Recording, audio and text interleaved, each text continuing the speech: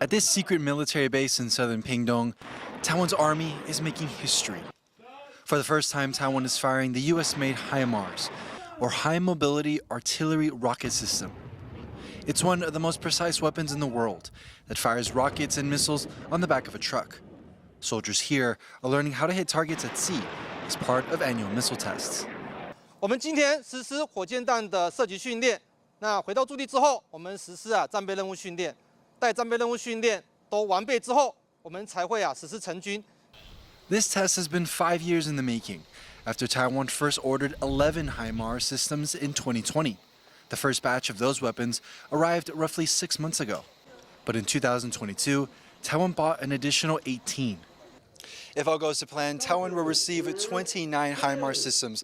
And so the goal now for the military is to figure out where the weapon fits in the overall defensive strategy, taking lessons from the war in Ukraine on how to best utilize this kind of firepower. In Ukraine, soldiers have been using the HIMARS to hit Russian military facilities with precision without being exposed to a counterattack for too long.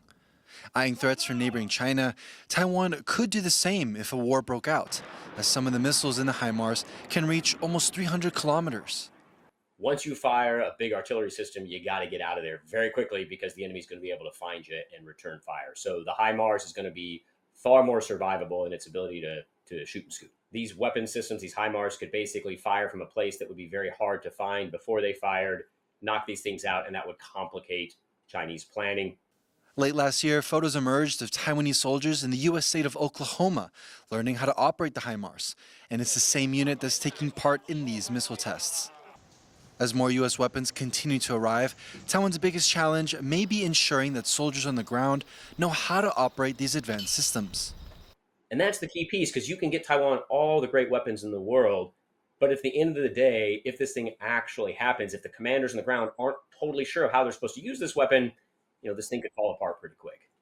As Taiwan wraps up these historic HIMARS tests, the Army here says it feels confident about its capabilities, as it takes what could be another step towards modernizing the military. Fu Hong and Jaime Okan in Pingdong County for Taiwan Plus.